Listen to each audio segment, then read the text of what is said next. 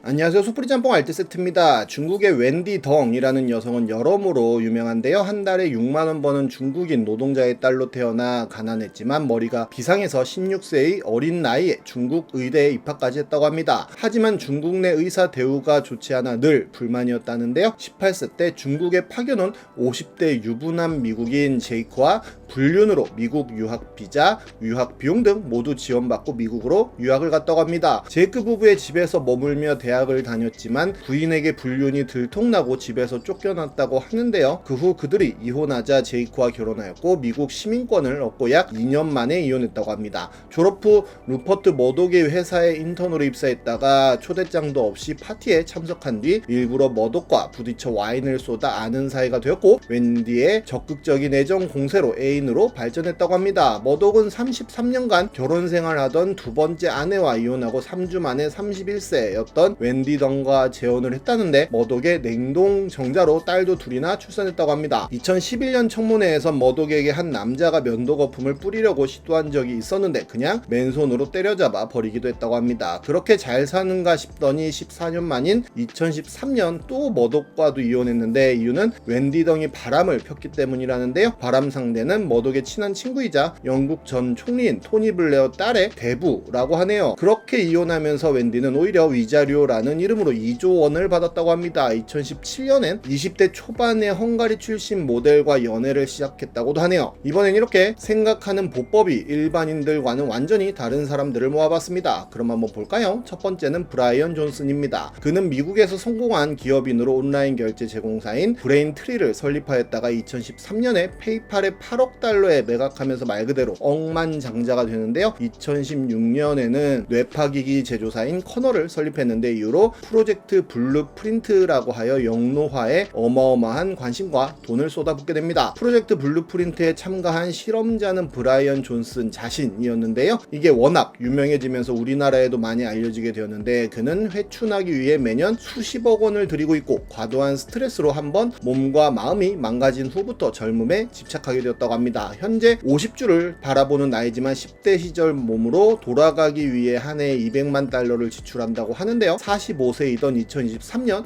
측정한 결과 심장 나이는 37세, 피부 나이는 28세, 체력은 18세 수준으로 나왔다고 합니다. 그의 최종 목표는 뇌, 간, 머리카락, 피부, 치아 등 모든 신체 기관의 나이를 18세 수준으로 되돌리는 것이라고 하는데요. 목표 달성을 위해 존슨은 의료진 30명이 세운 엄격한 지침에 따라 생활하고 있다고 하는데 그는 매일 밤 같은 시간에 푸른빛을 차단하는 안경을 쓰고 잠을 자고 새벽 5시에 기상하며 운동은 하루 1시간, 일주일에 3번 고강도로 하고 음식은 아몬드 우유, 호두, 브로콜리 등을 포함해 하루에 딱 1977kcal를 섭취한다고 합니다. 또 매일 24개가 넘는 건강 보충 보조 식품도 섭취하고 있다는데요. 피부 건강을 위해서는 햇빛은 가능한 피하고 매일 크림 7가지를 바른다고 하며 매주 필링 및 레이저 요법도 실시하고 젊은 시절 손상된 청력을 되돌리기 위해 소리 치료도 받는다고 합니다. 그 외에도 초음파와 MRI, 내시경, 혈액 검사를 한 달에 한 번씩 꼭 하는 등 지침을 지키고 있다는데요. 심지어 그는 본인의 아들을 비롯한 젊은이의 혈장을 매달 수혈받기도 했었는데 별 효과는 없었는지 2023년 혈장 수혈은 중단했다고 합니다. 정말 그가 어디까지 젊어질지 궁금합니다. 이와 비슷한 케이스는 우리나라에도 있는데요. 2018년 나이 먹기 싫어서 뻘짓해 본다며 번개장터에서 교복을 사 입었다는 아주머니가 있었는데 판매글 올라온 거 보다가 세일러 스타일의 블라우스와 니트 조끼를 발견했다고 합니다. 결국 구매를 했는데 진짜 교복이었다고 하는데요. 스마트 로고가 딱 붙어 있었다는데 늙기 싫은 기념으로 일단 입어봤다며 인증샷을 남깁니다. 이렇게 아주머니는 교복을 입고 여러가지 자세를 취하며 사진을 찍어 올렸는데요. 니트까지 입고 사진을 찍어 올립니다. 여러모로 옷만 봤을 땐 언뜻 여학생으로 보이기도 했었는데요. 늙기 싫다며 여러모로 젊어 보이는 포즈로 별의별 사진을 다 찍어 올렸는데 정말 많은 사진을 찍어서 네이트판에 올리게 됩니다. 그런데 네이트판의 반응은 의외였는데요. 아줌마 여기서 뭐 하십니까? 없는데 자꾸 있어 보이는 척 하는 거 웃김 등등 조롱 댓글이 달립니다. 찬반 운반자 역시 나이도 지긋하신 분이 교복 입고 아주머니 그리고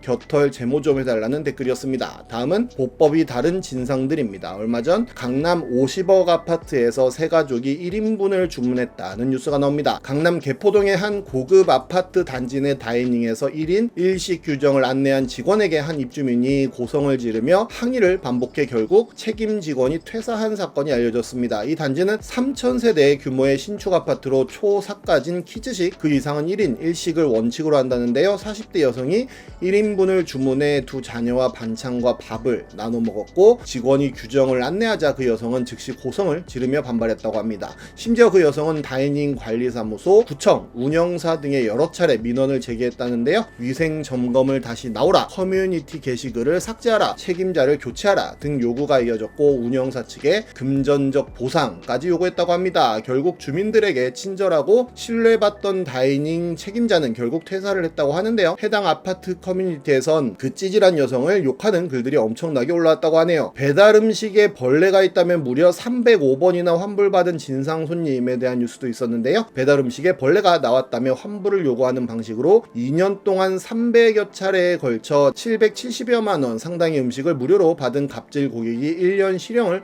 선고받았다고 하는데 남성은 거짓 신고를 눈치채고 환불을 거부한 점주에겐 악성 리뷰를 올리거나 여러 차례 조롱, 협박성 메시지를 보내는 등 선을 넘은 배달 갑질 양상을 보였다고 합니다. 그의 범행은 2023년 1월부터 시작되었는데 배달 앱을 통해 45,500원 상당의 음식을 주문한 뒤 음식에 벌레가 들어있다며 고객센터에 환불을 요구했고 미리 준비해둔 벌레 사진을 보내는 수법을 썼다고 합니다. 한번 재미를 본 그는 2024년 12월까지 같은 방식으로 305차례에 걸쳐 770여만 원을 편취했다고 하는데요. 사실상 이틀에 한 번꼴로 환불을 요구한 셈인데 몇몇 눈치채고 환불을 안 해준 점주에게는 어마어마한 보복을 했다고 합니다. 해당 음식점의 가게에서 벌레 자주 나오는 게 왜 제 책임이냐, 소비자 분쟁위원회에 신고하겠다 등 보복성 리뷰를 남겼고 그런데도 분을 참지 못한 그는 직접 본사에도 전화하겠습니다, 진흙탕 싸움 해보죠, 네이트판, DC, 보배드림 등 여러 커뮤니티에 있는 사실 그대로 녹음 파일, 문자 내역 첨부해 작성하겠다 등의 협박성 문자를 25차례나 발송했다고 합니다. 결국 그는 사기, 사기미수, 업무방해, 협박, 스토킹 처벌법 위반으로 기소되어 징역 1년과 스토킹 치료 프로그램 40시간 이수 명령을 선고받았다고 하네요. 심지어 경찰 조사를 받고 있는 그 시간에도 지속적으로 범행을 일으켰고 실질적으로 구속이 되고 나서야 범행을 멈췄다고 합니다. 305번이나 사기를 쳤는데 고작 1년밖에 안 주냐 하는 댓글이 올라오기도 했는데 정말 1년은 너무 짧은 거 아닌가 하는 생각이 듭니다. 이런 스토커는 생각보다 정말 많은데요. 경북 안동에서 20대 여성들의 집에 30대 남성이 4차례나 무단 침입해 속옷을 뒤지는 모습이 CCTV에 포착됐지만 검찰이 도주 우려가 없다는 이유로 구속영장을 기각해 논란이 되었는데 범인은 베란다를 통해 집 안으로 들어간 뒤 옷장과 서랍을 뒤지며 수차례 속옷 등을 꺼내들었다고 합니다. 1시간 동안 총 4차례나 여성들의 집에 다시 침입해 같은 행동을 반복한 뒤 집을 빠져나왔다고 하는데 애완동물용 CCTV 영상과 현장 감식 결과를 바탕으로 범인을 특정해 체포한 뒤 구속영장을 신청했지만 검찰은 초범이고 도주나 증거인멸 우려가 없다는 이유 등으로 기각했다고 합니다. 범인은 경찰 조사 과정에서 술에 취해 기억이 안 난다고 진술했다고 하는데요. 심지어 피해자와 피의자가 약 30m 이내의 같은 아파트에 거주하고 있다고 하는데 피해 여성들은 불안감에 시달리다 결국 다니던 직장을 그만두고 다른 지역으로 이사를 갔다고 합니다. 정말 일반인들은 상상하지도 못할 방식으로 살아가는 사람들 많은 것 같네요. 지금까지 속풀이 짬뽕 알뜰 세트였습니다.